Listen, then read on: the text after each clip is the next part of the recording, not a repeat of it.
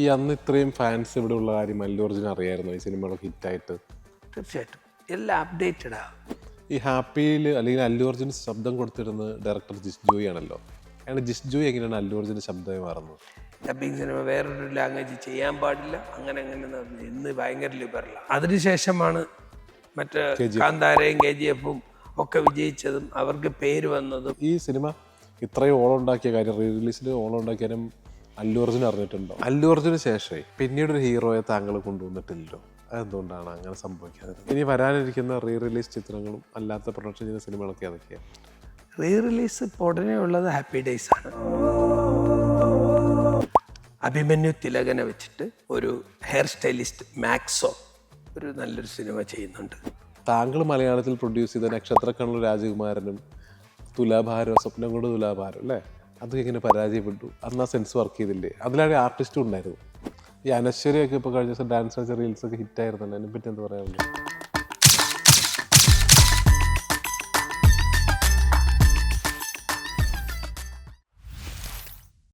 അല്ലു അർജുൻ ചിത്രം happy be happy re റിലീസിന് എത്തിയിരിക്കുകയാണ്. സിനിമ തിയേറ്ററിൽ വമ്പൻ ഓളാണ് സൃഷ്ടിക്കുന്നത്. ജെൻസി കുട്ടികളെല്ലാം ഭയങ്കരമായിട്ട് ഡാൻസ് കളിക്കുന്നു. കഴിഞ്ഞ ദിവസം അനശ്വര രാജൻ ആക്ട്രസ് ഡാൻസ് കളിക്കുന്ന വീഡിയോ ഇൻസ്റ്റാഗ്രാമിൽ വൈറലായിരുന്നു. ഈ പുഷ്പ 2 ഒക്കെ ഇറങ്ങിയിട്ട് ഇപ്പോഴാണ് നമ്മുടെ ഈ അല്ലു അർജുൻ ഇത്ര ട്രെൻഡിങ് സ്റ്റാർ ആവുന്നത്, പാൻ ഇന്ത്യൻ ഹിറ്റ് ആവുന്ന സിനിമകളൊക്കെ, അല്ലു സിനിമകളൊക്കെ. എന്നാൽ ഏകദേശം 20 വർഷങ്ങൾക്ക് മുമ്പ് അദ്ദേഹത്തിൻ്റെ സിനിമകൾ ഇവിടെ വമ്പൻ ഹിറ്റുമായിരുന്നു. അദ്ദേഹത്തിൻ്റെ ഒരു വലിയ ഫാൻ ബേസും ഉണ്ട്. അത് പറയുമ്പോൾ ഈ അല്ലു അർജുൻ എന്ന് പറയുമ്പോൾ അതിനൊപ്പം ചേർത്ത് പറയേണ്ട മറ്റൊരു പേരുണ്ട്. അദ്ദേഹത്തെ കേരളത്തിലേക്ക് കൊണ്ടുവന്ന ഒരാൾ മറ്റാരുമല്ല, നിർമ്മാതാവ് ഖാദർ ഹസൻ. അദ്ദേഹം ഇന്ന് നമ്മുടെ കൂടെയുണ്ട്. Sir, welcome to our show. നമസ്കാരം. ഞാൻ ഈ പറഞ്ഞു വരുമ്പോഴേ ഈ 20 വർഷങ്ങൾക്ക് മുമ്പ് ഈ അല്ലു അർജുൻ ഇൻട്രൊഡ്യൂസ് ചെയ്യുമ്പോൾ ശ്രീ പ്രിയദർശനൊക്കെ ടി വിയിൽ വന്നിങ്ങനെ ഇദ്ദേഹത്തെ ഇൻട്രൊഡ്യൂസ് ചെയ്ത് ഞാൻ ഓർക്കുന്നുണ്ട്. എങ്ങനെയാണ് ഈ അല്ലു അർജുൻ സിനിമകൾ സെലക്ട് ചെയ്യാൻ കാരണം എന്താണ്? എന്തുകൊണ്ടാണ് ഈ അല്ലു അർജുനെ തന്നെ ഇങ്ങോട്ട് കൊണ്ടുവന്നത്? എന്തുകൊണ്ട്? ആളിലുള്ള ഒരു എനർജി കണ്ടിട്ട് ഒരു ഹീറോ, യങ് ഹീറോ, ആ യങ് ഹീറോയ്ക്ക് ഒരു ഹോപ്പ് സാധ്യതയുണ്ടെന്ന് ഒരു തോന്നലുണ്ടായിരുന്നു എനിക്ക്. കണ്ടപ്പോൾ ഒരു എനർജറ്റിക് ആയിട്ടുള്ളൊരു പയ്യൻ, ആളെ ഇൻട്രൊഡ്യൂസ് ചെയ്താൽ ഒരു വാല്യൂ ഉണ്ടാവും. അല്ലെങ്കിൽ ഇങ്ങനെ ഒരു ബൂമൊന്നുമല്ല പ്രതീക്ഷിച്ചത്, ഒരു നല്ലൊരു ഹീറോ ആയിട്ട് പ്രതിഷ്ഠിക്കുക, അത്രയേ ഉള്ളൂ. ഇതിപ്പം പുള്ളി പാൻ ഇന്ത്യൻ ആയെന്നും അല്ലെങ്കിൽ മറ്റേതെങ്കിലും തരത്തിലുള്ള ഒരു ഇമ്പാക്റ്റ് ഒന്നും, വലിയ ആർട്ടിസ്റ്റായി. പക്ഷെ നമ്മൾ പ്രതീക്ഷിച്ച അതല്ല. ചെയ്യുന്ന വൃത്തിയായിട്ട് ചെയ്യുക, നന്നായിട്ട് ചെയ്യുക, മലയാളത്തിലൊരു സ്ഥായിയായ രൂപം ഉണ്ടാക്കുക, അന്ന് മാത്രമേ ഉണ്ടായിരുന്നുള്ളൂ.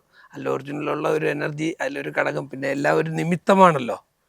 അങ്ങനെ തീരുമാനമെടുത്ത് വന്നു പോയതാണ്.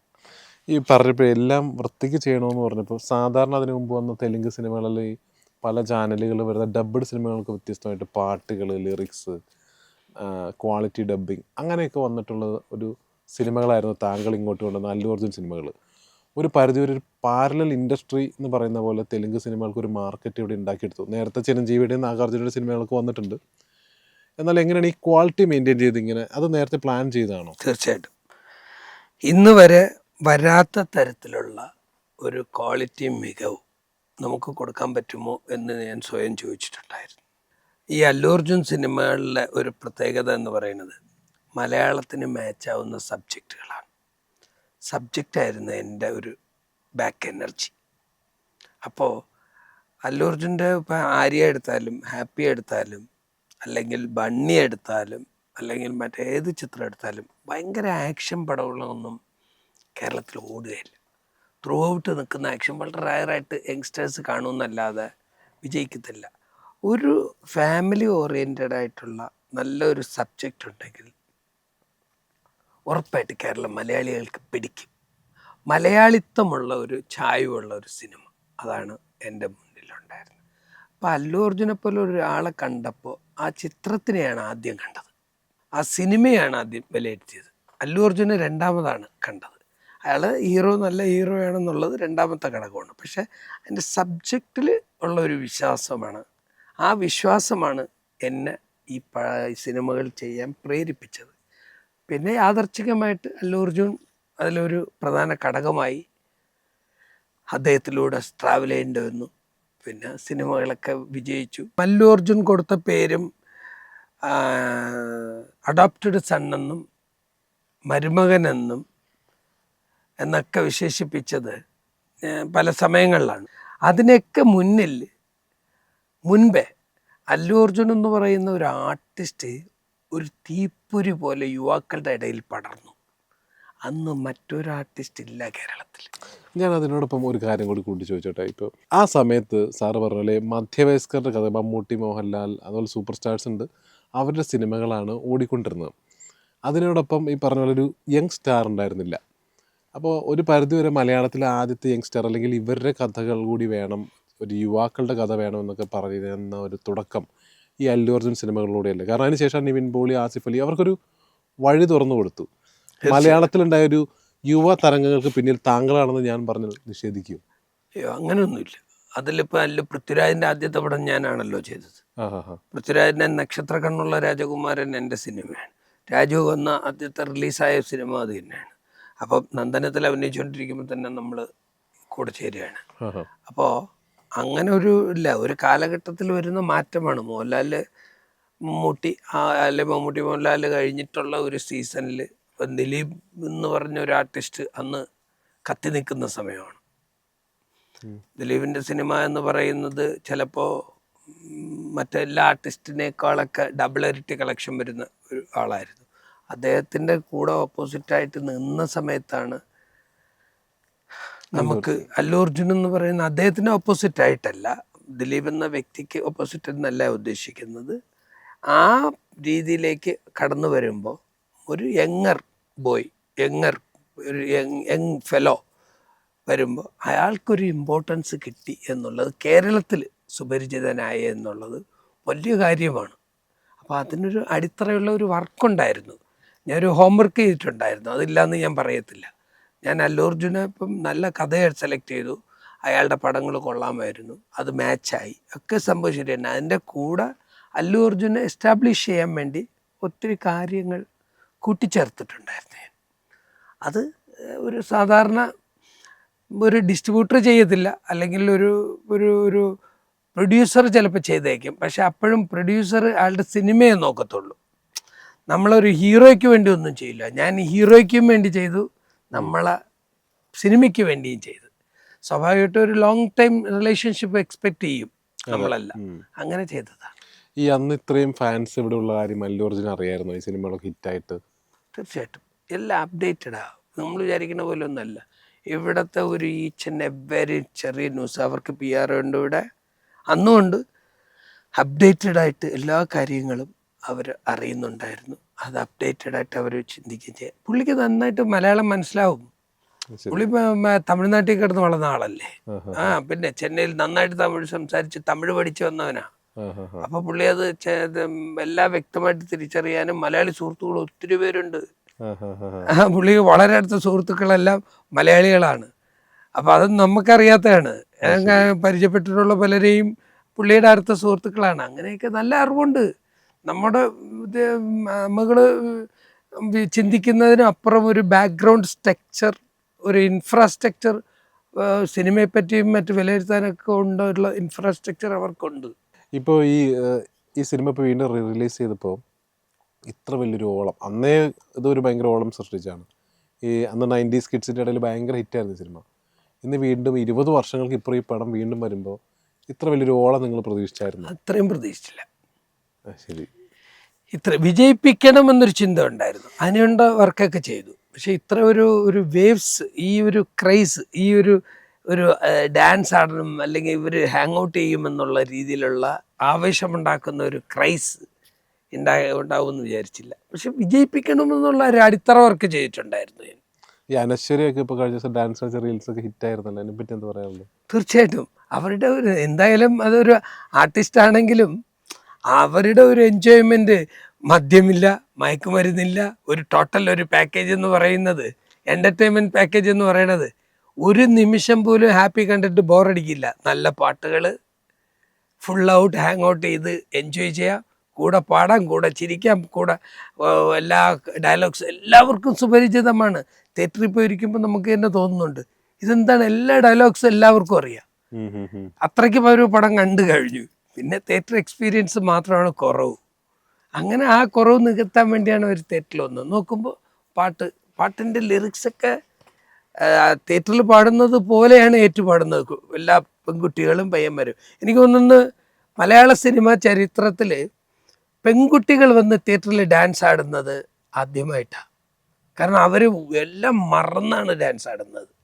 ഇപ്പം മറ്റേതെങ്കിലും ഒരു പ്രോഗ്രാമിനൊക്കെ ചിലപ്പോൾ ആടുമായിരിക്കും. തിയേറ്ററിൽ വന്നിട്ട് ഒരു എൻ്റെ അറിവിലില്ല, ഉണ്ടായിട്ടുണ്ടോ ഇതിനു മുമ്പ്? ഇല്ല, തിയേറ്ററിൽ എല്ലാവരും മിക്സഡ് സംഭവമാണുള്ളത്. ഈ ഇപ്പം രാവണപ്രഭുവിനൊക്കെ ഡാൻസ് ഉണ്ടായിരുന്നു, പെൺകുട്ടികളില്ല. അതെ. അങ്ങനെ ഒരു ഹാങ് ഔട്ട് ചെയ്തിട്ട് ഇത്രയ്ക്കും ഇത് ചെയ്തിട്ടില്ല. അപ്പം അതൊരു ഒരു ഒരു വ്യത്യസ്തമായ ഒരു എനർജിയാണത്. ഹാപ്പി എന്നുള്ള ഒരു സിനിമ തന്നൊരു എനർജി.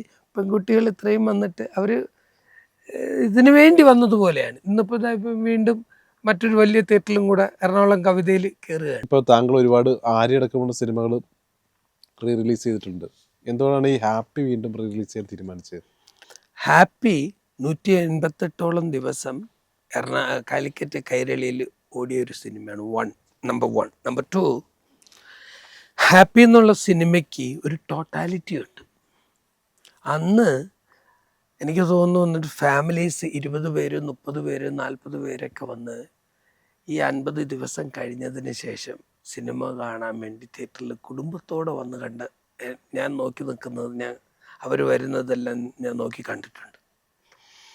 അപ്പം ആ ഒരു ട്രെൻഡ് എനിക്ക് ഏറ്റവും കോൺഫിഡൻസ് ഉണ്ടായിരുന്ന ഒരു സിനിമ ഹാപ്പി തന്നെയാണ്.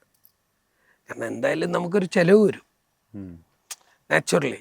അത് ചിലവ് ചെയ്യണമെങ്കിൽ ഇത് വരണം, ഒരു ഫണ്ട് വരണം. അപ്പോൾ തിരിച്ച് റിട്ടേൺസ് കിട്ടാൻ സാധ്യത ഹാപ്പിക്കാണ്. പിന്നെ അതിനു വേണ്ടിയുള്ള ഹോംവർക്കുകൾ ഒത്തിരി ചെയ്തു. എന്തൊക്കെ ചെയ്യണമോ ആ ഒരു സിനിമ ജനങ്ങളിൽ എത്തണം, അല്ലെങ്കിൽ ഇങ്ങനെ ഒരു വേവ്സ് ഉണ്ടാക്കണം. അത് വമ്പൻ സക്സസ് ആയി.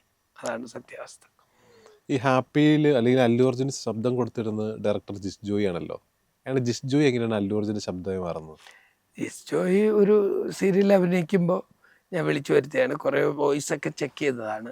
പക്ഷേ ജിസ് ജോയിലൂടെ വന്നപ്പോൾ അതിന് അയാളുടെ ഒരു ബോഡി ലാംഗ്വേജും ബണ്ണിയുടെ ഒരു ബോഡി ലാംഗ്വേജും മറ്റുള്ള ഒരു ശൈലിയിലുള്ള ഒരു ഇതുമായിട്ട് ഇണങ്ങിച്ചേർന്നു, ബ്ലെൻഡായി, അത് സക്സസ് ആയി. അതുപോലെ തന്നെ പലരെയും ഇൻട്രൊഡ്യൂസ് ചെയ്തിട്ടുണ്ട്. ഷിജു തുറവൂരാണെങ്കിലും മറ്റ് പല വ്യക്തികളും, പല ഡബ്ബിങ് ആർട്ടിസ്റ്റുകളും എൻ്റെ ഡബ്ബിങ് സിനിമകളിലൂടെ വന്നിട്ട് കൈതെളിഞ്ഞവരാണ്. പല വ്യക്തികളും, ഞാൻ പേരെടുത്തൊന്നും പറയുന്നില്ലെങ്കിലും പല വ്യക്തികളും ആ കാലഘട്ടം മുതൽ 2002 ലാസ്റ്റ് മുതലാണ് ഞാൻ ഡബ്ബിങ് സിനിമകൾ തുടങ്ങിയത്. ഡബ്ബിങ് സിനിമകൾ അന്ന് മുതൽ പ്രണയമായി, ഐ ആം വെരി സോറി എന്നുള്ള ഒരു സിനിമ ഉണ്ട്, നല്ല സോങ്ങാണ്. ആ സിനിമയിലൂടെ തന്നെയാണ് പലരും വന്നത്. ആ സിനിമ തുടങ്ങിയ അന്ന് മുതൽ അത് കേരളത്തിലാണ് ഡബ് ചെയ്തത്. അപ്പം അന്ന് കേരളത്തിൽ 2 സ്റ്റുഡിയോ 3 സ്റ്റുഡിയോ ഉള്ളൂ. നവോദയയുടെ ഒരു സ്റ്റുഡിയോ ഉണ്ടായിരുന്നു, മറ്റേതൊരു സ്റ്റുഡിയോ ഉണ്ട്. പിന്നീടാണ് പലരും വന്നത്. അപ്പോൾ ആ ഗ്രേഡിൽ, സിനിമയ്ക്കിണങ്ങുന്ന ഗ്രേഡിൽ സൗണ്ട് നെഗറ്റീവ് സെപ്പറേറ്റ് ചെയ്യുന്ന സമയമാണ്. അപ്പോൾ സൗണ്ട് നെഗറ്റീവ് ചെന്നൈയിലാണ് പ്രോസസ്സ് ചെയ്യേണ്ടത്. ഇവിടെ ഞാൻ ഒരു സിനിമ പ്രോസസ്സ് ചെയ്തു, അത് പരാജയമായിരുന്നു, കൊണ്ട് ചെന്നൈയിൽ പോയിട്ടാണ് ചെയ്തത്. അപ്പോൾ ആ തുടക്കം മുതൽ അതിനൊരു സാധ്യതയുണ്ടായിരുന്നു. അന്ന് ഈ ഹാപ്പിക്ക് ഇറങ്ങുമ്പോൾ ആകെ 40-45 തിയേറ്ററുകളിലാണ് നമുക്കന്ന് അനുവദിക്കുള്ളൂ. 40. അപ്പോൾ അന്ന് അതിന് റെസ്ട്രിക്ഷൻസ് ഒക്കെ ഉണ്ടായിരുന്നല്ലോ പ്രൊഡ്യൂസറുടെ ഭാഗത്തുനിന്ന്. അതെങ്ങനെ ഓവർകം ചെയ്ത്, എങ്ങനെ ഈ ഒരു സിനിമ റിലീസ് ചെയ്യാനുള്ള കോൺഫിഡൻസ് എങ്ങനെ കിട്ടി? സിനിമ അന്ന് ഹാപ്പി അന്ന് ആ സമയത്ത് ഹാപ്പി എങ്ങനെയാണ് സംഭവിച്ചെന്ന് വെച്ചിരുന്നാൽ, ഹാപ്പിക്ക് ഒരു സ്പെഷ്യാലിറ്റി ഉണ്ട്. ഹാപ്പി കുറേ സ്ഥലത്ത് തെലുങ്ക് പ്രിൻ്റാണ് റിലീസ് ചെയ്തത്. ഞാൻ അത് ചരിത്രത്തിൽ ആദ്യമായിട്ട് ഒരു എക്സ്പെരിമെൻ്റ് ചെയ്തു. എന്താ സംഭവം എന്ന് വെച്ചാൽ അന്ന് DTS ആണ്. DTSൻ്റെ CD നമ്മൾ അടിച്ചതിന് ശേഷം, അല്ലെങ്കിൽ DTSൻ്റെ ഒരു CDക്ക് എത്രയോ രൂപ വരുമായിരുന്നു, പ്രിൻറ്റിന് അതുപോലെ കോസ്റ്റ് വരുമായിരുന്നു. അപ്പോൾ അവർ പറഞ്ഞു ഇതുപോലെ നമുക്കൊരു CD മാത്രം നമുക്ക്, അത് എൻ്റെ ഒരു ഫ്രണ്ടിൻ്റെ ടെക്നോളജി യൂസ് ചെയ്തതാണ്. അവൻ പറഞ്ഞു ഇങ്ങനെ ചെയ്യാം നമുക്കൊന്നൊരു എക്സ്പെരിമെൻറ്റ്, എനിക്ക് ധൈര്യം ഉണ്ടോ എന്ന് ചോദിച്ചു. നോക്കാം. അങ്ങനെ ഞാൻ തെലുങ്ക് പ്രിൻറ്റിൽ CD ഇട്ട് കുറച്ച് ഒരു 10-30 സ്റ്റേഷനോളം ചെയ്തു. കാരണം അന്നൊരു പ്രിൻറ്റിന് തന്നെ കോസ്റ്റ് അറൗണ്ട് 75,000 അങ്ങനെ വരുമായിരുന്നു. അപ്പോൾ അതിൻ്റെ മുകളിൽ മറ്റ് ചിലവ്, അവിടുത്തെ കൂലിയും, ഇവിടെ നിന്ന് ഹൈദരാബാദിൽ നിന്ന് ഇവിടെ വരുന്നത് ഭയങ്കര എക്സ്പെൻസീവ് ആയിരുന്നു. അങ്ങനെ നമ്മൾ കുറേ പ്രിൻ്റ് എടുത്തിട്ട് അതൊന്ന് ക്ലീൻ ചെയ്ത് വൃത്തിയാക്കി എടുത്തിട്ട് ഇത് ട്യൂൺ ചെയ്ത് എടുത്തതാണ്. അപ്പോൾ അതിനൊരു മാർക്കുണ്ട്, DTSൻ്റെ കോഡുണ്ട്. ആ കോഡും CD കോഡും ഇതുമായിട്ട് മാച്ച് ആവണം. അങ്ങനെ ഒരു ടെക്നോളജി പരീക്ഷണമായിരുന്നു. അത് വമ്പം വിജയവും തന്നു എനിക്ക്. അന്ന് വലിയ പ്രശ്നമായിരുന്നു, അല്ലു അർജുൻ സിനിമകൾ കേരളത്തിൽ നിന്ന് കാശ് വാരുന്നു, മറ്റു സിനിമകൾക്ക് തിയേറ്റർ കിട്ടുന്നില്ല. അതെങ്ങനെയായിരുന്നു, ആ പ്രശ്നം എങ്ങനെയായിരുന്നു അത്? അത് എവിടെയും ഏതെങ്കിലും ഒരു വ്യക്തി എന്തെങ്കിലുമൊക്കെ ഒരു കോൺട്രവേഴ്സി, വിവാദം ഉണ്ടാക്കാൻ ശ്രമിക്കുമല്ലോ. അതെ. അപ്പോഴുള്ള കാലഘട്ടത്തിൽ അല്ലു അർജുൻ്റെ ഒരു സിനിമ അങ്ങനെയല്ല, ഒരു വേവ്സ്, ഒരു യൂത്ത് പയ്യൻ കളക്ഷൻ എടുത്തത് ചിലപ്പോൾ അല്ലു അർജുൻ്റെ സിനിമകളാണ്. വിജയുടെ സിനിമയും അജിത്ത് അജിത്ത് അങ്ങനെ ഭയങ്കരമായിട്ട് ഷെയർ എടുത്തിട്ടില്ല. സൂര്യ സൂര്യ ചില സിനിമകൾ എന്തെങ്കിലും വിജയിച്ചിട്ടുണ്ടെങ്കിൽ അല്ലു അർജുനും വിജയും മാത്രമേ ഉള്ളൂ. അല്ലാതെ വേറെ ആരും അങ്ങനെ ഭയങ്കരമായിട്ട് കളക്ഷൻ എടുത്തിട്ടില്ല. പിന്നെ ഈ ഉണ്ടാക്കുന്നതെല്ലാം ഫസ്റ്റ് 3 days ഷെയറാണ്. പിന്നെ ഇതിലുള്ള ദിവസങ്ങളിലെല്ലാം അതിനൊരു മാറ്റങ്ങളുണ്ടാവും. അത് അങ്ങനെ എവിടെയും ഒന്നും റെസ്ട്രിക്റ്റ് ചെയ്യാൻ പറ്റുകയല്ല. അതൊക്കെ നമ്മൾ റെസ്ട്രിക്റ്റ് ചെയ്യാൻ പോയാൽ നമ്മൾ തന്നെയാണ് മോശക്കാരാവാൻ പോകുന്നത്. കാരണം ഇപ്പം ഒരു കാലത്ത് കന്നഡ ഇൻഡസ്ട്രി ഒരു ഭയങ്കര ഒരു സെൽഫിഷായിട്ട് ഡീൽ ചെയ്യുന്ന, അവിടെ കന്നഡ പടങ്ങൾ ഡബ്ബിങ് പടങ്ങൾ റിലീസ് ചെയ്യാൻ പറ്റത്തില്ല, ഡബ്ബിങ് സിനിമ വേറൊരു ലാംഗ്വേജ് ചെയ്യാൻ പാടില്ല, അങ്ങനെ ഇന്ന് ഭയങ്കര ലിബറലാണ്. അവരുടെ പടം അതിനുശേഷമാണ് മറ്റേ കാന്താരയും KGF ഒക്കെ വിജയിച്ചതും അവർക്ക് പേര് വന്നതും അവരുടെ ഒരു ആ മാതിരിയുള്ള ശീലങ്ങളൊക്കെ മാറ്റിമറിച്ചപ്പോഴാണ്. അപ്പോൾ ആ മാതിരിയുള്ള നമ്മൾ എന്തെങ്കിലും രീതിയിൽ ഒന്ന് ഓക്വേർഡായിട്ട് നമ്മൾ പിന്നോട്ട് ചിന്തിച്ചു പോയാൽ നിൽക്കത്തില്ല നമ്മളെ ഇൻഡസ്ട്രി. ഇത്രയും ലിബറലായിട്ട് ഇത്രയും സക്സീഡായിട്ട് പോകുന്ന ഒരു ഇൻഡസ്ട്രി മലയാളമാണ്. അതെന്തുകൊണ്ടെന്ന് വെച്ചാൽ മറ്റ് സിനിമകളെ വിലയിരുത്താനും മറ്റ് സിനിമകളെ സ്വീകരിച്ചുകൊണ്ട് അതിനെ കാണാനും അതിനെ പ്രോത്സാഹിപ്പിക്കാനുമുള്ള മാനസികാവസ്ഥ മലയാളം പ്രേക്ഷകർക്കുണ്ട് എന്നുള്ളതാണ്. ഇപ്പോൾ അതോടൊപ്പം പറയുമ്പോൾ ഞാൻ ആലോചിക്കുന്നത്, ഇപ്പോൾ അല്ലു അർജുൻ സിനിമകളിലെ ഹീറോ ഉണ്ട്. താങ്കളിപ്പോൾ അല്ലു അർജുൻ ആണെങ്കിൽ കൂടി അദ്ദേഹത്തിൻ്റെ ആര്യ എന്നൊക്കെ പറഞ്ഞ ഹീറോ ഉള്ള സിനിമകളായിരുന്നു. പിന്നെ ഹാപ്പി ഡേയ്സ് എന്ന് പറഞ്ഞ സിനിമ ഇറക്കി നിങ്ങൾ, ആരുമില്ല, അറിയണ ആരുമില്ല, കുറച്ച് പാട്ടുകളൊക്കെ ആയിട്ട് നല്ല പാട്ടുകളായിരുന്നു. അത് വമ്പൻ ഹിറ്റായി. ഇന്ന് പഴയ 90s കിഡ്സിൻ്റെയും അല്ലെങ്കിൽ ഇപ്പോഴത്തെ പിള്ളേരുടെയൊക്കെ ഒരു നൊസ്റ്റാൾജിയാണത്. ഈ ഹാപ്പി ഡേയ്സ് പോലുള്ള സിനിമ നിങ്ങൾ എങ്ങനെയാണ് അത് നിങ്ങളുടെ വല്ലാത്ത എങ്ങനെയാണ് ഈ പിക്ക് ചെയ്തെടുക്കുന്നത്? എങ്ങനെ ഹാപ്പി ഡേയ്സ് എങ്ങനെ പിക്ക് ചെയ്തു? എങ്ങനെയാണ് ആ സെൻസ്? ഹാപ്പി ഡേയ്സ് എന്നുള്ളൊരു സിനിമ ഞാൻ നിങ്ങളോട് പറഞ്ഞൊരു കാര്യമുണ്ട്. ഞാൻ ആദ്യം വിലയിരുത്തുന്ന ആർട്ടിസ്റ്റല്ല.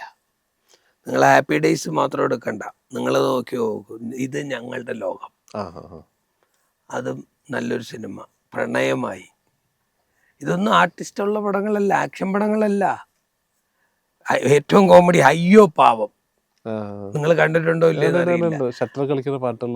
അത് തന്നെ ഒരു ചെറിയ അയാള് അഭിനയിക്കാനേ അറിയാത്ത ഒരു ആർട്ടിസ്റ്റാണ് അയാള്. മരിച്ചുപോയി അയാളുടെ പടം, ആ പടം പക്ഷെ ടോട്ടലി നോക്കുമ്പോൾ ആ സിനിമ നല്ല രസകരമാണ്. ഒരു സാധാരണ സിനിമയിൽ നിന്ന് വേറിട്ടുള്ള നല്ല പാട്ട്, നല്ല ഒരു പെണ്ണിൻ്റെ ബാക്കിൽ അലയുന്ന ഒരു പയ്യൻ, അവന് ഇണങ്ങുന്ന തരത്തിലുള്ള ചേരുവകൾ, ഒരു പണക്കാരൻ്റെ ഒരു മാർബിൾ ബിസിനസ്സുകാരൻ്റെ മകനാണ് അദ്ദേഹം. അയാൾ മരിച്ചുപോയി. അയാളുടെ ആ ഒരു സബ്ജക്റ്റ് ഞാൻ എടുത്ത് അയ്യോ പാവം എന്ന് പറഞ്ഞിട്ട് അയാളുടെ ഒരു പേര് ഇട്ടു. അപ്പം അതിനർത്ഥം എന്താ, ഒരു നല്ല സിനിമ, മലയാളിത്തമുള്ള ഒരു മലയാളി ടേസ്റ്റിന് മാച്ചാവുന്ന ഒരു സിനിമ. ഹാപ്പി ഡേയ്സ് റിലീസിന് മുമ്പ് കമ്മിറ്റ് ചെയ്തതാണ് ഞാൻ. പിന്നെ ഹാപ്പി ഡേയ്സ് കണ്ടിട്ട് ഇനി ഹാപ്പി ഡേയ്സ് ഞാൻ കൊണ്ടുവരുന്നുണ്ട്. അതിന് വേറൊരു സ്ട്രാറ്റജി ഞാൻ ഉണ്ടാക്കിയിട്ടുണ്ട്. അത് ആ രീതിയിലേ ഞാൻ ചെയ്യത്തുള്ളൂ. മനസ്സിൽ ഉള്ളിൽ പതിയുന്ന തരത്തിലാണ് ഞാൻ കൊണ്ടുപോകുന്നത്. ഇപ്പോൾ താങ്കൾ പറഞ്ഞല്ലോ കഥ നോക്കി സെൻസ് ചെയ്തെടുത്ത സിനിമകളെ പറ്റി. എന്നിട്ടും താങ്കൾ മലയാളത്തിൽ പ്രൊഡ്യൂസ് ചെയ്ത നക്ഷത്രക്കണ്ണൂർ രാജകുമാരനും തുലാഭാരം, സ്വപ്നം കൊണ്ട് തുലാഭാരം അല്ലേ, അതൊക്കെ ഇങ്ങനെ പരാജയപ്പെട്ടു. അന്ന് ആ സെൻസ് വർക്ക് ചെയ്തില്ലേ? അതിലാണെങ്കിൽ ആർട്ടിസ്റ്റും ഉണ്ടായിരുന്നു. അത് എൻ്റെ സിനിമകളല്ല. ഞാൻ ആ ഒരു സ്റ്റോറി ലൈൻ കേട്ടപ്പോൾ തന്നെ എൻ്റെ ഗുരുനാഥനും കൂടിയാണ് രാജസേനൻ സാർ. അപ്പോൾ ഞാൻ പുള്ളിയുടെ അസിസ്റ്റൻ്റായിട്ട് വർക്ക് ചെയ്തിട്ടുള്ള ഒരാളാണ്. ഞാൻ അദ്ദേഹത്തിൻ്റെ ചോദിച്ചു, സാർ ഇത് മതിയാവും നമ്മുടെ സിനിമയ്ക്ക് കഥയായിട്ടെന്ന് ചോദിച്ചു. അദ്ദേഹം പറഞ്ഞു, എന്നെ കാക്ക എന്നൊക്കെയാണ് വിളിക്കുന്നത്, എൻ്റെ ഗുരുവാണ് കാക്ക, എൻ്റെ കാര്യങ്ങളിൽ ഇടപെടരുത്, എൻ്റെ ഒരു ഇതിലും ഇത് ചെയ്യരുത്, എന്നെ വിശ്വസിക്കണം എന്ന് പറഞ്ഞു. ഒരു കാര്യങ്ങളിൽ എന്നെ ഉൾപ്പെടുത്തിയിട്ടില്ലായിരുന്നു. അദ്ദേഹത്തിന് വിവാദത്തിനൊന്നുമല്ല, എൻ്റെ നല്ല സുഹൃത്താണ്, ഞങ്ങൾ തമ്മിൽ സ്ഥിരമായിട്ട് കാണുന്ന ആൾക്കാരാണ്. പക്ഷേ എൻ്റെ സിനിമയുടെ ക്രെഡിബിലിറ്റിയിൽ, എൻ്റെ ക്രെഡിറ്റിൽ അത് വരുന്നില്ല. ഞാൻ ആസ് എ പ്രൊഡ്യൂസർ, പിന്നെ ഒരു തുടക്കക്കാരനാണ് ഞാനത്. സ്വപ്നം കൊണ്ട് തുലാഭാരം എന്ന പടം തീർച്ചയായിട്ടും പ്രൊമോട്ട് ചെയ്തിരുന്നെങ്കിൽ ബൂസ്റ്റ് ചെയ്യാമായിരുന്നു. പക്ഷേ എൻ്റെ രീതിയിൽ ബൂസ്റ്റ് ചെയ്യാനും എനിക്ക് പറ്റാതെ പോയി. അപ്പം ഇപ്പോൾ എക്സാമ്പിൾ, അനിയനും ചേട്ടനും അനിയനും തമ്മിലുള്ള ഒരു ക്രാഷ്, ഒരു അടി, അല്ലെങ്കിൽ ഒരു ഒരു ഒരു തമ്മിലുള്ള ഒരു ഒരു ഒരു ഒരു ഒരു ഇതുണ്ടായിരുന്നുവെങ്കിൽ, ഒരു റിവെഞ്ച് ഫീലിംഗ് കൊടുത്തിരുന്നുവെങ്കിൽ ആ സിനിമ ഹൈലൈറ്റ് ആവുമായിരുന്നു. അതെ അതെ. കുറെ കൂടി വേറൊരു തരത്തിൽ ഞാനൊരു ഫോട്ടോ സെക്ഷൻ വെക്കാൻ പോലും പ്ലാൻ ചെയ്തു, അതിലും നടന്നില്ല. കാരണം ഇവൻ ഈ അനിയൻ എന്ന് പറയുന്ന ആള് ഇയാളുടെ കയറി ചെവിയിൽ കടിച്ചുകൊണ്ട് നിൽക്കുന്ന ഒരു ഫോട്ടോ കൊടുത്തിരുന്നാൽ തീർച്ചയായിട്ടും ജനങ്ങൾക്ക് നോട്ടീനസ് ഫീൽ ആവും. കാരണം സുരേഷ് ഏട്ടൻ്റെ പേരിൽ, സുരേഷ് ഗോപി എന്നുള്ളൊരു വ്യക്തിയുടെ ഇമേജിൽ ആക്ഷൻ പടം ചെയ്തിട്ട് അതൊരു കുടുംബ ചിത്രത്തിലേക്ക് മാറുമ്പോൾ നമ്മൾ ആ സിനിമയുടെ ഒരു കണ്ടന്റ് കുറച്ചും കൂടെ കുസൃതിയിലോട്ട് കൊണ്ടുപോയിരുന്നിരുന്നുവെങ്കിൽ തീർച്ചയായിട്ടും ആ പടം നിൽക്കുന്നു പോയേനെ. അപ്പം അതൊരു നാടകീയത ഇല്ലാതെ, തിരക്കില്ലാത്തൊരു നല്ല സബ്ജക്റ്റാണ്. പക്ഷെ അദ്ദേഹത്തിൻ്റെ കാഴ്ചപ്പാടിൽ അതങ്ങനെ വന്നു. അപ്പം നമുക്കൊന്നും ഇടപെടാനുള്ള ഇതില്ല. ഞാൻ ഇഷ്ടപ്പെട്ടുമല്ല ആ സ്വപ്നം കൊണ്ട് തുലാഭാരം ചെയ്തത്. നക്ഷത്ര കണ്ണുള്ള രാജകുമാരൻ ഞാൻ തന്നെ ഇത് ചെയ്തതാണ്, അത് സംഭവിച്ചു പോയതാണ്. സ്വപ്നം കൊണ്ട് തുലാഭാരം, നക്ഷത്ര, അതുകൊണ്ടാണ് ഞാൻ മാറി നിന്നത് ഇൻഡസ്ട്രിയിൽ നിന്ന്. മലയാളം ഇൻഡസ്ട്രിയിൽ വേറെ പടങ്ങൾ ചെയ്യാത്തതും അതുകൊണ്ടാണ്. പിന്നെ ഞാൻ തീരുമാനിച്ചു, ഇപ്പോഴും ഞാൻ കുറച്ച് വർഷത്തിന് ശേഷമാണ് തിരിച്ചു വരുന്നത്. ഇനിയും ഞാൻ പടങ്ങൾ ചെയ്യുന്നുണ്ട്, മലയാളത്തിൽ പ്രൊഡക്ഷൻ ചെയ്യുന്നുണ്ട്. 2-3 സിനിമകൾ ഞാനിപ്പോൾ പ്ലാൻ ചെയ്തിരിക്കുകയാണ്, ഉടനെ വരും. അതിനൊക്കെ എൻ്റെ ഐഡൻറ്റിറ്റി ഉണ്ടാവും, അതിനൊക്കെ ഒരു മാസ്റ്റർ പ്ലാൻ ഉണ്ടാവും. ആ സിനിമയ്ക്കൊക്കെ അത് യൂത്തിന് ഇഷ്ടപ്പെടുന്നതായിരിക്കണം, അത് ഈ കുടുംബങ്ങൾക്ക് ഇഷ്ടപ്പെടുന്നതായിരിക്കണം, ഒരു പ്രചോദനം ഉൾക്കൊള്ളുന്ന ഒരു സിനിമയായിരിക്കണം എന്നൊക്കെ പറഞ്ഞ് ചിന്തിക്കുന്ന ഒരു ഇതിലാണ്. നിങ്ങൾ പറഞ്ഞ പോലെ ഈ ഒരു സബ്ജക്റ്റ് ചൂസ് ചെയ്യുന്നതിലുള്ള ഒരു കടമ്പ, അത് തീർച്ചയായിട്ടും ഇനി വരുന്ന എൻ്റെ മലയാള സിനിമകളിൽ കാണാൻ പറ്റും. കാരണം ഞാൻ ഡയറക്റ്റ് ചെയ്യാൻ മോഹിച്ച ഒരാളായിരുന്നു. ആ ഡയറക്ഷൻ നടക്കില്ല എന്ന് കണ്ടതിൻ്റെ പേരിലാണ് ഞാൻ മാറി നിന്നത്. ഒരു സിനിമ ഡയറക്റ്റ് ചെയ്തു, അത് പരാജയപ്പെട്ടു. അപ്പം പിന്നെ അത് ചെയ്യാൻ പറ്റില്ല എന്ന് കണ്ടപ്പോൾ മാറി നിന്നു. ഇനി ഞാൻ പ്രൊഡക്ഷനിലേക്കാണ് ഇറങ്ങിയിരിക്കുന്നത്.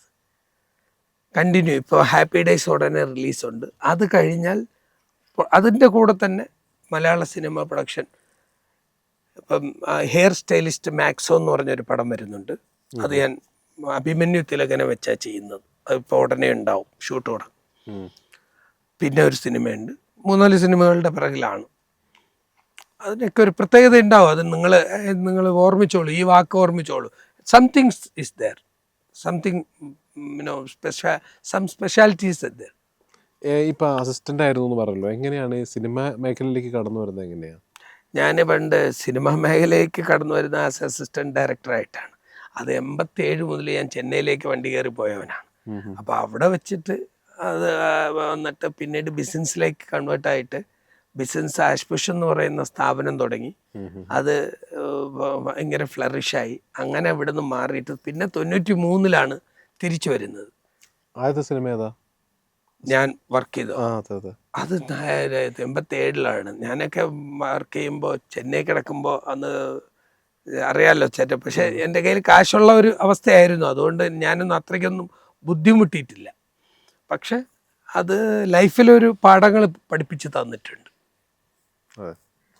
ഈ നക്ഷത്രക്കണ്ണുള്ള രാജകുമാരൻ പൃഥ്വിരാജ് സുകുമാരൻ്റെ ആദ്യകാല സിനിമകളിൽപ്പെട്ടാണല്ലോ. എന്നിട്ട് എന്താ അദ്ദേഹം ഇത്രയും വലിയ സ്റ്റാർ, എന്നിട്ട് എന്താണ് അദ്ദേഹത്തിൻ്റെ കൂടെ സിനിമ വരാതിരുന്നത് ഇത്ര നാളായിട്ട്? ഞങ്ങൾ മീറ്റ് ചെയ്തിട്ടൊക്കെ ഉണ്ട്, തരാന്നൊക്കെ പറഞ്ഞതാണ്. എന്തുകൊണ്ടോ ഞാൻ പോയില്ല. ഇപ്പോൾ കുറച്ച് ദിവസത്തിന് മുമ്പും ഞങ്ങൾ കണ്ടിരുന്നു, അപ്പം സംസാരിച്ചിട്ടുണ്ടായിരുന്നു. ഞാൻ എന്തുകൊണ്ടോ പോയില്ല, ഇതുവരെ പോയിട്ടില്ല. പ്രൊഡക്ഷനിലേക്ക് ഞാൻ ഇറങ്ങണം ചിന്തിച്ചിട്ടില്ലായിരുന്നു, അതാണ് സത്യാവസ്ഥ. ഇനി ചിലപ്പോൾ ഞാൻ മീറ്റ് ചെയ്യും. രാജുവിനെ മീറ്റ് ചെയ്യാൻ ഒരു സാധ്യതയുണ്ട്. രാജുവിൻ്റെ കൂടെ ഞാൻ വർക്ക് ചെയ്യും, ഉണ്ടാവും. രാജു താല്പര്യം കാണിച്ച് പണ്ട് തന്നതാണ്, ഞാൻ വേണ്ടാന്ന് പറഞ്ഞതാണ്. വേണ്ടാന്ന് പറഞ്ഞതല്ല, ചേരുന്നില്ല. എനിക്ക് അങ്ങനെ പ്രൊഡക്ഷനിലേക്ക് ഇന്നുവരെ താല്പര്യം വന്നിട്ടില്ല. ഞാൻ വേറൊരു ഡ്രീമിലായിരുന്നു. ആ ഡ്രീം വർക്കൗട്ട് ആവൂല എന്ന് കാണുമ്പോൾ നമ്മൾ സാഹചര്യം അനുസരിച്ച് മാറത്തില്ലേ, നമ്മുടെ ഒരു ശാരീരികമായിട്ട് മാറുന്ന ക്ലൈമറ്റ് അനുസരിച്ച് ശരീരം മാറുന്ന പോലെ നമ്മുടെ മാനസികാവസ്ഥ മാറുന്നത് പോലെ അല്ലെങ്കിൽ നമ്മുടെ പ്രവൃത്തികൾ മാറുന്നത് പോലെ ഉള്ള ഒരു ചേഞ്ചസ് വരും. അതുപോലെ വന്നിട്ടുണ്ട്. ആ വന്നപ്പോൾ ഞാൻ വേറൊരു ഘട്ടത്തിലേക്ക് അടുത്ത സ്റ്റെപ്സ് എടുത്ത് വെക്കുകയാണ്. ഇപ്പോൾ ഈ ആദ്യം ആര്യ ടു ഹീറോ അങ്ങനെ ഒരുപാട് സിനിമകൾ ചെയ്തു. ഇപ്പോൾ പുഷ്പ 2 ഒക്കെ വന്ന് വൻ ഹിറ്റായ സമയത്ത് പോലും കഴിഞ്ഞ ദിവസം അല്ലു അർജുൻ ഇവിടെ കഴിഞ്ഞ വർഷം വന്നപ്പോൾ വമ്പൻ പരിപാടിയായിരുന്നു. അത്തരം വേദികളിലോ ഇൻ്റർവ്യൂസിലോ കാര്യങ്ങളിലൊന്നും താങ്കളെ കണ്ടിട്ടില്ല. എന്താണ് താങ്കൾ മനഃപൂർവ്വം ബോധപൂർവ്വം മാറിയെന്നാണോ അതോ താങ്കൾ ക്ഷണിക്കാതിരുന്നാണോ? എന്നെ അവർ ക്ഷണിച്ചിട്ടില്ല, അതൊരു ഘടകമാണ്. പിന്നെ അങ്ങനെ എനിക്കിപ്പം എത്രയോ വർഷങ്ങളായിട്ട് എല്ലാവരും ഇൻ്റർവ്യൂ ചോദിക്കുന്നുണ്ട്. അതെ, ഞാൻ നിങ്ങൾ എന്നെ എത്രയോ പ്രാവശ്യം ചോദിച്ചിട്ടുണ്ടാവാം. ഞാനത് കൊടുക്കാൻ ആഗ്രഹിച്ചില്ല എന്ന് വെച്ചാൽ എനിക്കൊരു ഇമ്പോർട്ടൻസ് ഇല്ല. ഒരു ഡബ്ബിങ് സിനിമയുടെ വ്യക്താവ് എന്ന് പറയുന്നതിനേക്കാൾ ഉപരി ഞാൻ അറിയപ്പെടാൻ ആഗ്രഹിച്ചത് വന്നിട്ട് മലയാള സിനിമ ചെയ്യുന്ന ഒരു വ്യക്തിയായിട്ടാണ്. പക്ഷെ അത് വന്നു ഭവിച്ചത് വേറൊരു നെറ്റിപ്പട്ടമാണ്. ആ നെറ്റിപ്പട്ടം എൻജോയ് ചെയ്യണോ തിരസ്കരിക്കണോ എന്നെനിക്ക് ഒരു ചിന്തയിലില്ലായിരുന്നു. പക്ഷെ ആ ഒരു ടൈറ്റിൽ ഞാൻ ബോധപൂർവ്വം മാറ്റിവെക്കാൻ ശ്രമിച്ചു. വേണ്ട, നടക്കില്ല എന്ന് കാണുമ്പോഴാണ് ഞാനിപ്പോൾ അത് മാറ്റി വെച്ചിട്ട് വേറൊരു ടൈറ്റിലേക്ക് ഇറങ്ങിയിരിക്കുകയാണ്. പിന്നെ അവർക്ക് എന്നെ വിളിക്കാൻ താല്പര്യം, ഇപ്പോൾ അല്ലു അർജുൻ വന്നു അങ്ങനെ എനിക്ക് ഇമ്പോർട്ടൻസ് തരണമെന്ന് അവർക്ക് തോന്നുന്നുണ്ടെങ്കിൽ മാത്രമല്ലേ, നമുക്കൊന്നും പറയാൻ പറ്റില്ല. അവർക്ക് തോന്നണം എനിക്കിതാണ്, ഇങ്ങനെ ഒരു വ്യക്തിയുണ്ട്, ഇങ്ങനെയുള്ള ഇതാണ് സ്പെഷ്യാലിറ്റിയാണ് എന്ന് അവർക്ക് തോന്നിയാലല്ലേ നമുക്ക് ചെയ്യാൻ പറ്റും. നമ്മൾ ആത്മാർത്ഥമായിട്ട് നമ്മൾ ചെയ്യുന്ന പണി കൂറോടൊപ്പം ഈ സിനിമ റിലീസ് ചെയ്യുന്നത് തന്നെ ഞാൻ ആരുടെയും സപ്പോർട്ട്, അവരുടെ ഒന്നും സപ്പോർട്ട് എനിക്ക് കിട്ടിയിട്ടില്ല. അതിലൊന്നും എനിക്കൊരു വിഷമവും ഇല്ല. ഞാൻ എന്താ ചെയ്യേണ്ടത്, എൻ്റെ ഫോർമുല ഞാൻ നടപ്പിലാക്കാൻ ശ്രമിക്കുന്നു. അല്ലു അർജുന് വേണ്ടി ചെയ്യുന്നു അതൊന്നുമല്ല എൻ്റെ ആവില്ല. ഞാൻ ചിന്തിക്കുന്നു ഈ സിനിമ വിജയിപ്പിക്കണം, വേറെ ഒന്നും എൻ്റെ മുന്നിലില്ല. ഒറ്റ മുദ്രാവാക്യമേ ഉള്ളൂ, വിജയിപ്പിക്കുക സിനിമ. അപ്പോൾ അതിനെന്ത് ചെയ്യാൻ പറ്റും? അതിൻ്റെ ഡേറ്റ് 2 പ്രാവശ്യം മാറ്റിയതാ. ഏപ്രിൽ 8 ആദ്യം അനൗൺസ് ചെയ്ത ഡേറ്റ്, പക്ഷെ അന്ന് ബുധനാഴ്ച ആയിരുന്നു.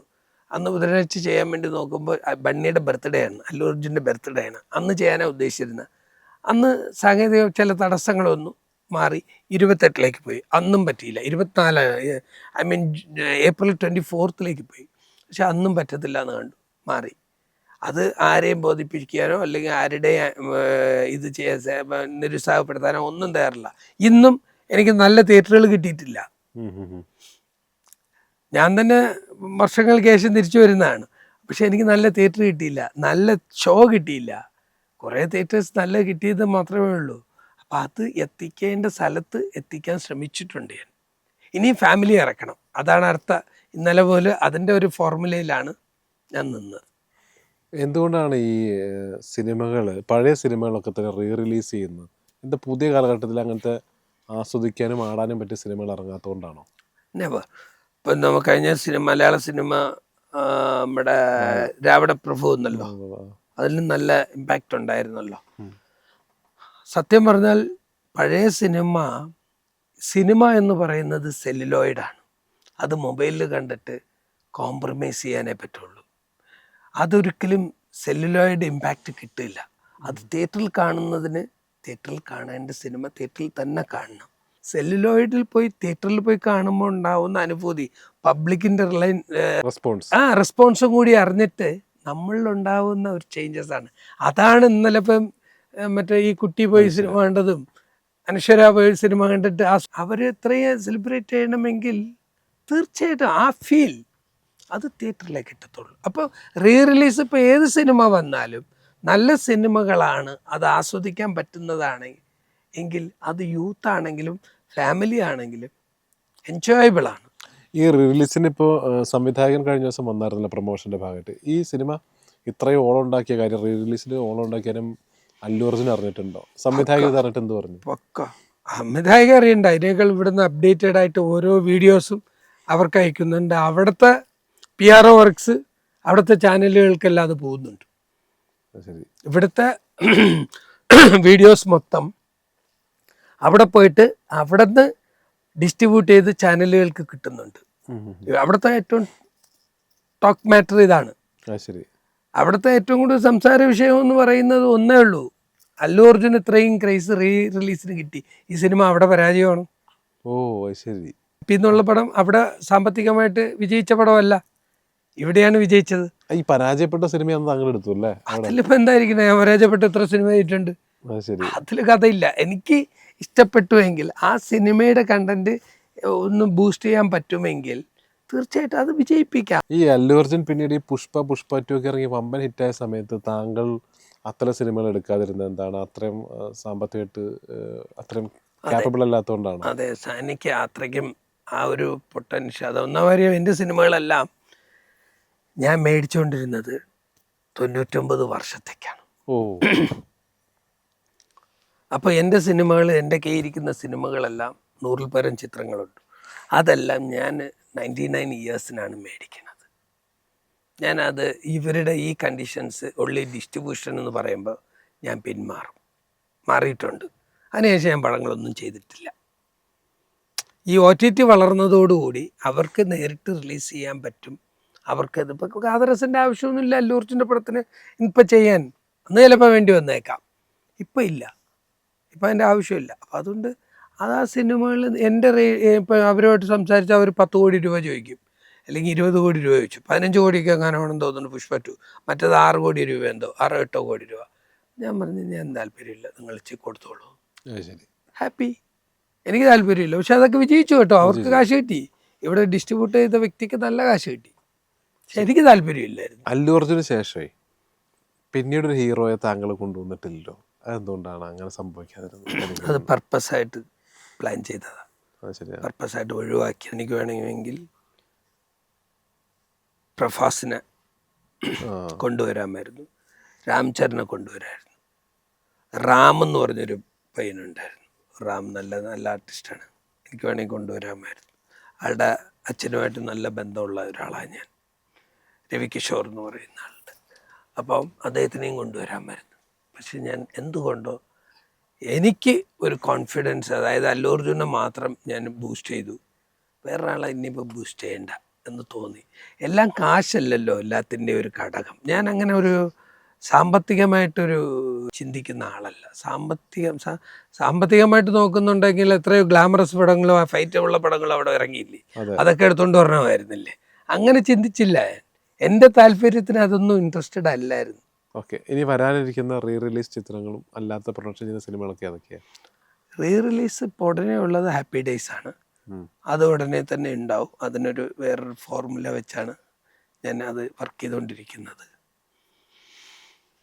മലയാള സിനിമയുണ്ട്, ഒരു ഹിന്ദി സിനിമ ചെയ്യുന്നുണ്ട്, ആവിർഭവ് എന്ന് പറഞ്ഞിട്ട് ഒരു കൊച്ചു പയ്യനുണ്ട്, സിംഗർ, സോണി സൂപ്പർ സ്റ്റാർ വിജയിച്ച ആവിർഭവ് എന്ന് പറഞ്ഞൊരു പയ്യനുണ്ട്. ആ കൊച്ചു പയ്യനെ വെച്ചിട്ടൊരു പ്രോജക്റ്റ് ഉണ്ട്, വണ്ടർ കിറ്റ് എന്നാണ് പടത്തിൻ്റെ പേര്. അതൊരു ഹിന്ദിയിൽ ബേസ്ഡായിട്ട്, ഹിന്ദിയിലുള്ള ഒരു സിനിമയാണ്. പിന്നെ 2 സിനിമകൾ, ഒന്ന് ഞാനിപ്പോൾ പറഞ്ഞ ഒരു സിനിമ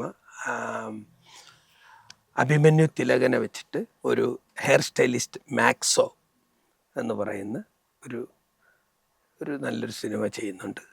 ഒരു കാര്യം കൂടെ ചോദിച്ചോട്ടെ, ഈ മലയാള സിനിമ ചെയ്ത് നിർമ്മിച്ച പോയ പൈസയൊക്കെ തെലുങ്ക് പടത്തിൽ നിന്ന് താങ്കൾക്ക് തിരിച്ചു കിട്ടിയോ? നെവർ, ഒരിക്കലും ഇല്ല. അതങ്ങനെ കിട്ടുക, അതങ്ങനെ ഒരു വമ്പൻ ഹിറ്റായിട്ടോ അല്ലെങ്കിൽ അങ്ങനെ ഒന്നും വന്നിട്ടില്ല. ഞാൻ മലയാള സിനിമ ചെയ്ത് പരാജയപ്പെട്ടത് വന്നിട്ട്. അന്നത്ര ബഡ്ജറ്റ് എത്രയായിരുന്നു? നല്ലൊരു എമൗണ്ട് അല്ലേ.